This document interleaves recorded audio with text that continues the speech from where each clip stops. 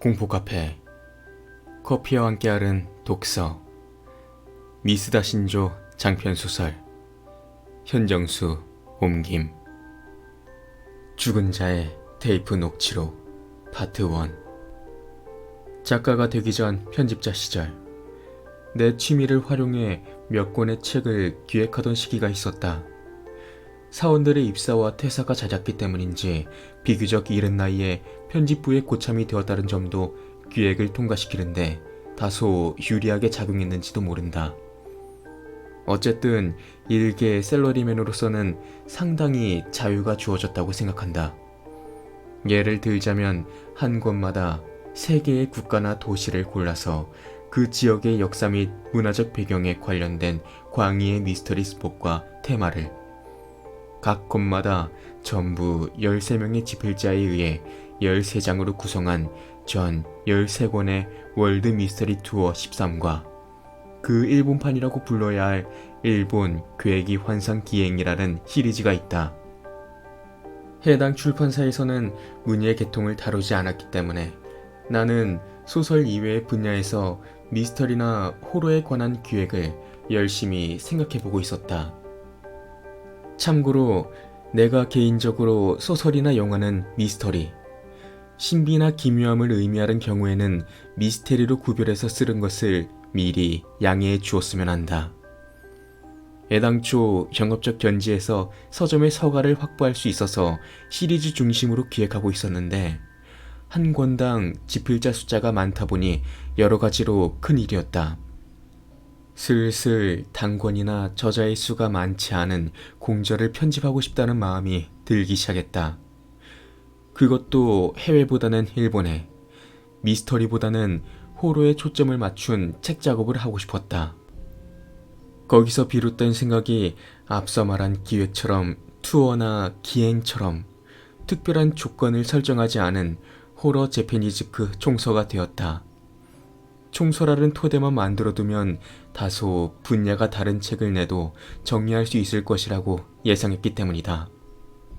여기서는 실화 괴담을 다룬 유령 건물 안내나 일본 요괴 기행, 요괴 여일기 등의 정통파 기획을 채택하는 것뿐만 아니라 조금 요사스러운 분위기의 온천장을 도른 환상 온천 순예라는 주변석까지도 총서를 기획할 때부터 염두에 두고 있었다. 처음부터 괴담이나 요괴 같은 인기 있는 테마만으로 좁혀버리면 이 총서는 금세 막다른 골목에 이를 것이라고 예상했고, 또한 무엇보다 나 자신이 질려버릴 것 같았기 때문이다.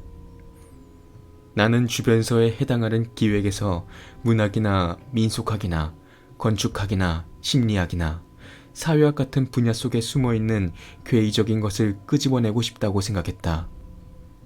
끝내 출간에는 이르지 못했지만 그 중에는 죽고 싶어하는 장소가 있었다.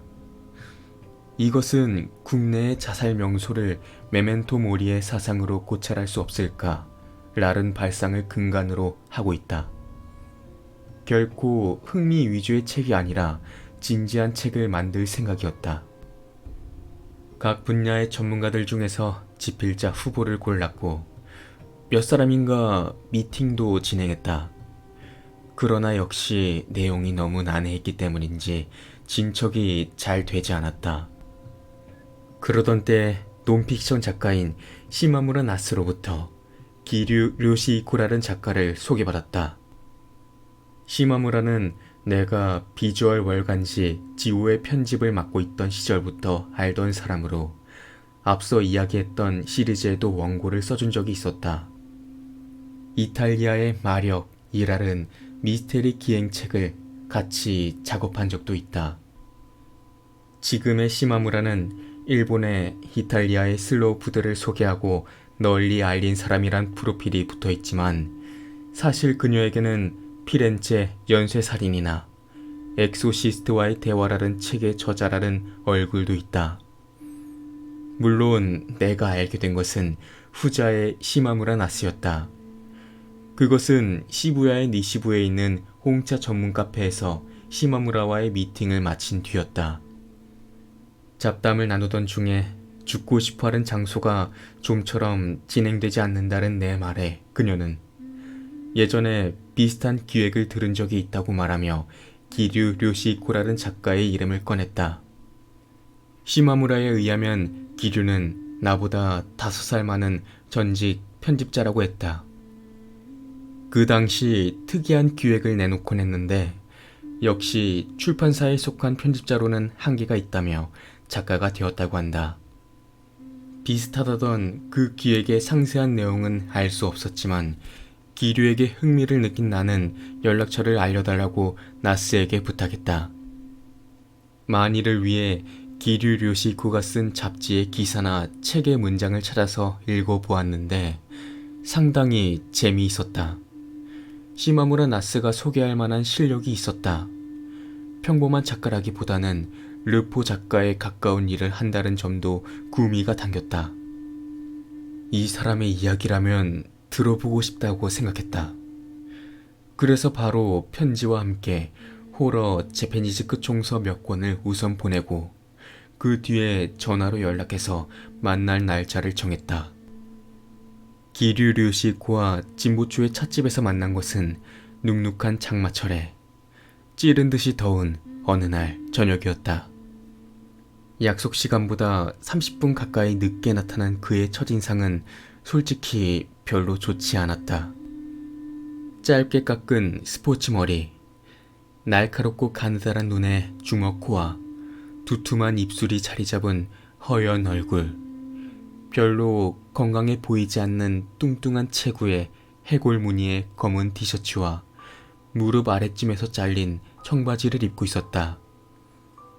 다른 사람의 용모나 복장에 대해 이러쿵저러쿵 할 생각은 없지만 한마디로 사람이 좀 뻔뻔스럽다고 표현할 수 있을 것이다. 그것이 사교성의 결여로 이어지는지 서로 인사를 나눈 이후 줄곧 화제를 제공하고 이야기를 해나간 사람은 나였다. 기류는 무뚝뚝하게 계속 입을 다물고 있다가 이따금씩 기억났다는 듯 맞장구를 칠 뿐 거의 입을 열지 않았다. 이런 사람이 용케 편집자로 일했었구나 하고 조금 놀랐을 정도다. 한동안 무난한 이야기가 이어졌는데 이래서는 끝이 없겠다 싶어서 나는 단도직입적으로 물었다. 그런데 기류 씨는 주로 어떠한 원고를 쓰고 계십니까? 그러자 그가 간신히 무거운 입을 열었다. 그 결과 이쪽에서 사전에 조사했던 잡지나 서적 말고도 상당히 넓은 범위에 걸쳐 일하고 있음을 알고 조금 안심했다. 과거의 업적은 그 안에 아마도 의도적인 자기 자랑이 들어가 있다고 해도 그가 작가로서 범상치 않은 힘을 가지고 있다는 증거다. 기류의 업무에 관한 이야기가 전체적으로 끝났을 즈음 전에 소설을 쓰고 있다고 들었는데 그가 갑자기 그렇게 말문을 열었다. 아, 네. 어디까지나 취미입니다만. 하지만 출판한 작품도 있다지? 아마. 그렇기야 한데 아마추어 작가라고도 부를 수 없는 정도입니다. 아유카와 테스야의 본격 추리 3권의 단편에 실렸지만 당시에는 그것뿐이었다. 아마추어 작가라고 자신을 소개하는 것조차 주제넘는 짓이고 애초에 나 자신이 작가가 되고 싶다고도 될 수 있을 거라고도 생각하지 않았다. 정말로 취미로 쓰고 있었을 뿐이다. 그런데 기류는 그런 나를 작가 지망생이라고 착각한 모양이었다. 가령 데뷔에 성공했다고 해도 그만두기를 권하겠어. 월급쟁이네 뭐네하며 자주 하는 말도 있지만 매달 통장에 꼬박꼬박 들어오는 월급이 얼마나 고마운 것인지 프리랜서가 되면 싫어도 느낄 수밖에 없으니 말이야. 조금 전까지의 과묵함이 거짓말처럼 느껴질 정도로 이야기를 술술 풀어놓기 시작했다. 기류 씨도 처음에는 그러셨습니까? 그래. 하지만 다행히 저축해둔 돈이 좀 있었고, 나는 독신이라 저 자식을 먹여 살릴 필요가 없어. 그래서 과감하게 행동할 수도 있지. 하지만 특정한 전문 분야의 작가가 아닌 한 폭넓은 지식과 인맥이 없으면 프리랜서로 먹고 살 수는 없어. 쓰신 원고들은 확실히 다양한 분야에 걸쳐 있더군요. 그래서 내가 회사를 그만둔 거지. 아무리 내가 흥미를 가진 테마라도 부서에 따라서는 기획이 통과되지 않고 애초에 다니던 회사에서는 다루지 않는 분야일 때도 있고 말이지. 그리고 한동안 기류가 근무하던 출판사의 험담을 들은 뒤, 다만 프리랜서로 단행본 기획을 통과시키는 건 참 힘들어. 설령 기획 내용이 재미있다고 해도 이왕 할 거라면 이름 있는 저자에게 지필을 의뢰하자는 이야기가 나오지. 그쪽이 잘 팔릴 테니까. 나도 프리랜서가 된 당초에는 그것으로 만족했어. 하지만 역시 직접 쓰지 못하면 프리랜서가 된 의미가 없다는 것을 이내 깨달았어. 그래서 나는 기획 단계부터 기류류식 고의 업무에 대한 생각을 마냥 듣게 되었다. 그렇군요. 그런데 편지에도 적었습니다만. 이쯤 되자 기류는 자기 자신에 관한 화제라면 수다스러워지는 것을 알았다. 그런 의미에서는 역시 편집자보다는 지필자에 어울릴지도 모른다. 물론 나로서는 바라던 바였다.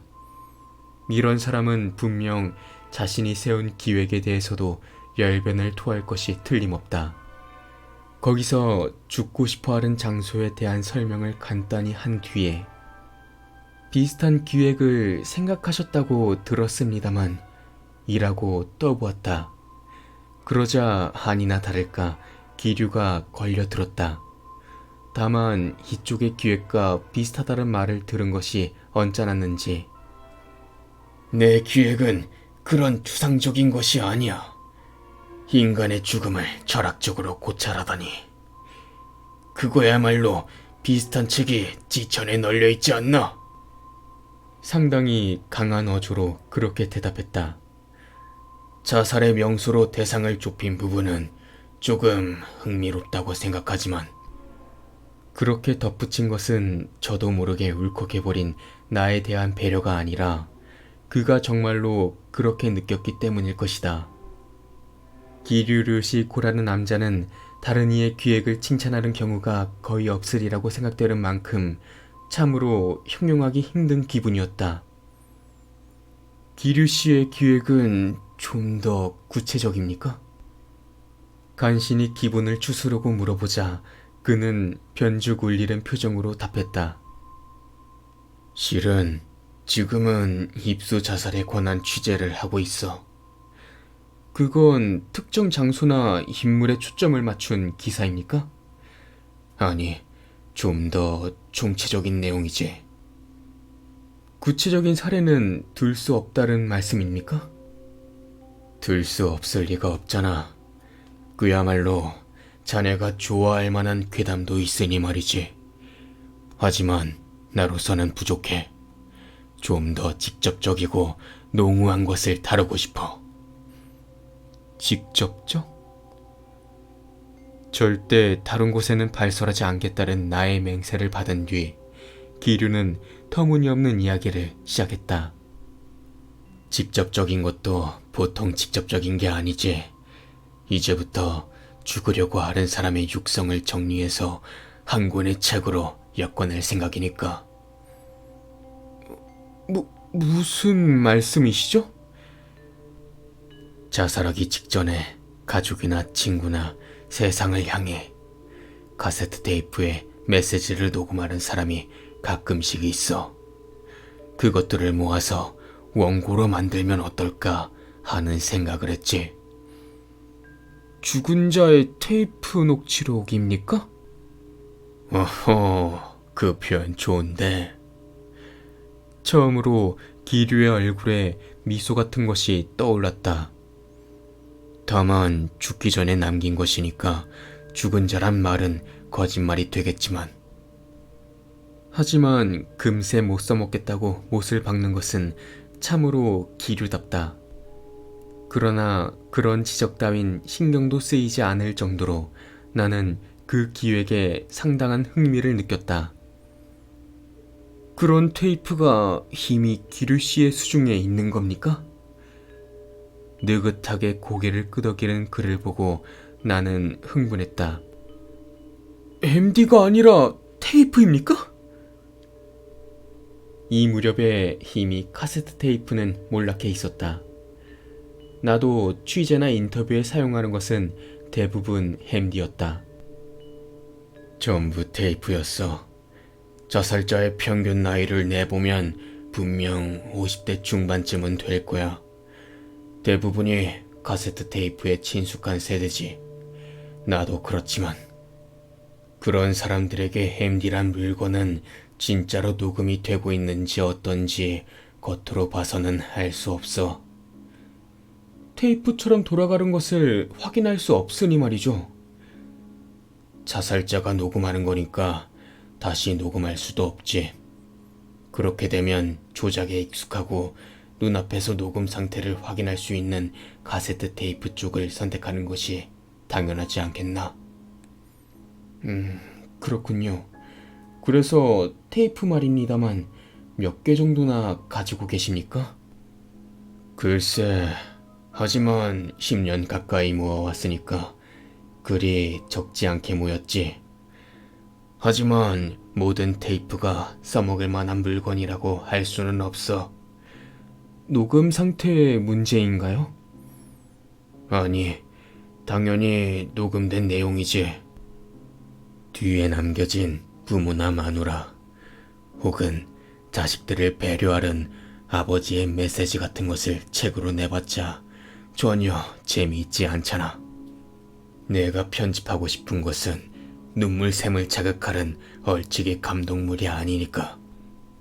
요컨대 그 사람이 자살을 결심하기에 이른 동기를 구구절절 호소하고 있다거나, 자살 현장의 상황을 아주 냉정하게 묘사한다거나 하는 식의 그런 섬뜩한 내용을 아주 생생하게 원고로 적어서 독자에게 전달할 수 있는지가 이 기획의 핵심 아니겠나?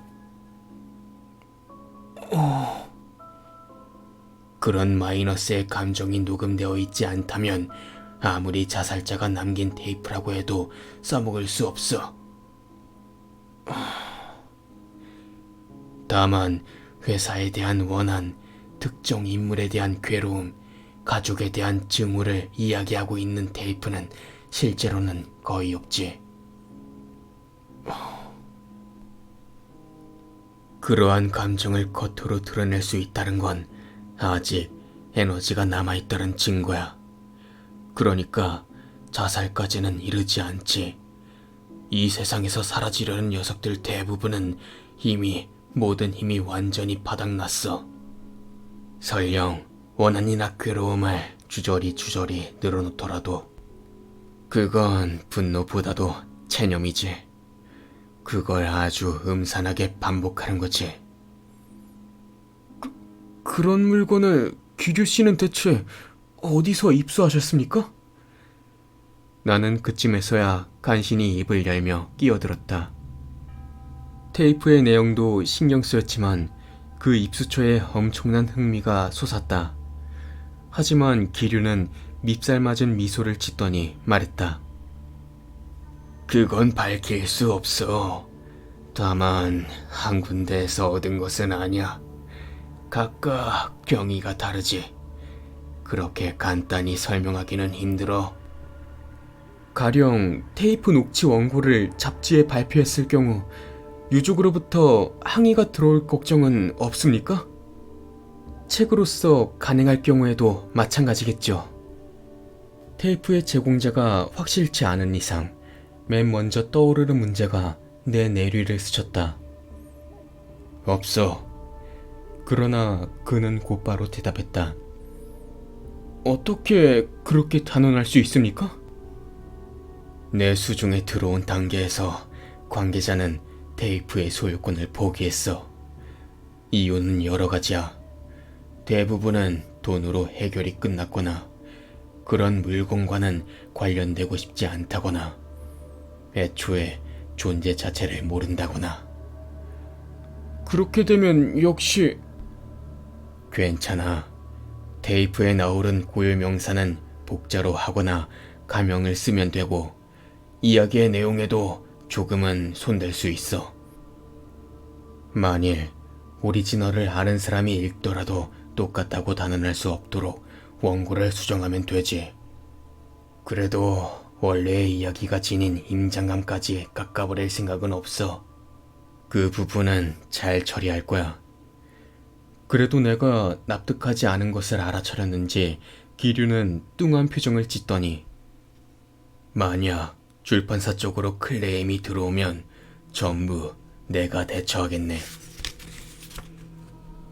이러면 불만이 없을 거라는 듯이 그렇게 말했다. 이제까지 다른 출판사에 이 기획을 들고 간 적은 있습니까? 우선은 잡지에 연재해보고 그 뒤에 책으로 엮어서 내자른 이야기를 몇 군데 해봤는데 다들 너무 어둡다라며 뒤로 빼더군. 그것만이 이유는 아닐 것이다. 더 어둡고 비참한 이야기들이 여러 주간지에 진절머리가 날 정도로 넘쳐나고 있다. 아마도 최대의 문제는 테이프의 입수처가 불투명하다는 점이 아닐까. 기류가 입수처를 감추고 싶어 하는 마음은 이해가 안 가는 것도 아니지만 아무리 생각해도 수상쩍다. 기류 요시히코를 믿는다고 해도 이래서는 진행이 불가능할 것이다. 그러나 이때 이미 나는 어떻게 구성해야 이 기획을 최대한 살릴 수 있을까 하고 이런저런 생각을 시작하고 있었다. 테이프 녹취 원고만을 정리해서 싣는 것은 아무리 그래도 위험하다. 그렇다고 해서 학자의 분석 같은 문장으로 앞뒤를 채우는 것은 너무나도 아니하다. 이 기획이 책으로서 성공할지 여부는 전체 구성을 어떻게 하느냐에 달려있다. 그런 나의 생각을 아무래도 기류는 재빨리 알아차린 듯 했다. 다만 그쪽에 호러 재패니스크 총서에 어울릴 내용일지 어떨지. 그는 갑자기 젠치하른 말투로 트집을 잡기 시작했다. 기존에 나왔던 책들의 내용을 봐도 엔터테인먼트의 색채가 강하니까 그래서 죽고 싶어하는 장소라는 기획을 생각한 것이겠지만 그것조차도 사회성이 있다기보다는 오히려 문학적인 냄새가 나지. 딱히 사회성을 요구하는 건 그런 종소에 이렇게 도끼가 강한 기획이 과연 어울릴까? 이걸 더함으로써 총서 자체가 붕괴되지 않겠나? 과장스럽게 표현하기는 해도 기류의 걱정은 지당한 말이었다. 그렇다고 해도 실제로 호러 재패니스코 총서의 앞날을 염려한 발언이 아니라는 것 정도는 나도 잘 알고 있다. 그래서 망설이지 않고 이렇게 말했다. 그 판단은 테이프 녹취 원고를 보고 나서 하도록 하죠. 아직 자네에게 보여줄지 어떨지 나는 정하지 않았는데 샘플 원고가 없으면 이 기획은 진행할 수 없습니다. 이쪽의 의사를 확실히 전하자 기류는 가느다란 눈을 한층 날카롭게 뜨더니 아주 거만한 태도와 어조로 반응했다. 뭐 괜찮겠지. 거기서부터 우리는 구체적인 의견 조율을 하고 아래와 같은 약정을 했다. 기획의 가제는 죽은 자도 말이 있다로 한다. 대부분의 테이프는 모아두기만 했고 거의 들어보지 않은 상태이며 다른 업무도 있으므로 테이프 청취에 2달의 유예를 둔다. 내용이 다른 테이프 3개를 선택해서 샘플 원고를 기록한다. 샘플 원고는 자살자의 간단한 프로필과 자살 상황, 테이프의 내용으로 구성한다. 테이프에서 이야기되는 고유 명사는 복자나 가명으로 처리한다. 테이프에 녹음된 본인의 육성 외의 소리는 적당히 괄호 처리와 함께 간단한 설명문을 넣는다. 기획의 전체 구성에 대해서는 샘플 원고를 검토한 후에 만나서 협의를 거쳐 결정한다. 어떤 책이든 기획을 진행할 때 들어가는 기본 내용일 뿐이다.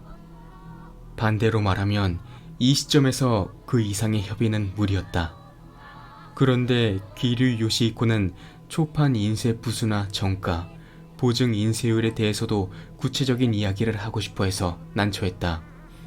확실히 일본의 출판업계에서는 이런 중요한 이야기가 나중으로 미뤄지는 경향이 있다. 한 달이나 두 달이 지난 뒤에야 비로소 저자에게 부수와 인쇄율이 알려지는 사례도 적지 않다. 그러나 이 단계에서 그런 이야기를 하는 것이 불가능하다는 것 정도는 전직 편집자였던 기류가 가장 잘 알고 있지 않을까. 이후에 계속 그와 만날 일을 생각하니 금세 나는 머리를 끌어안고 싶은 기분이 되었다. 그래도 기류에게 2주에 한 번꼴로 상황을 묻는 메일을 보냈다. 너무 귀찮게 하면 오히려 역효과가 날까 싶어 내용은 간단히 했다. 자살에 관한 신문이나 잡지의 기사를 발견하면 알려주기도 했지만 어떤 메일에도 그의 답장은 없었다.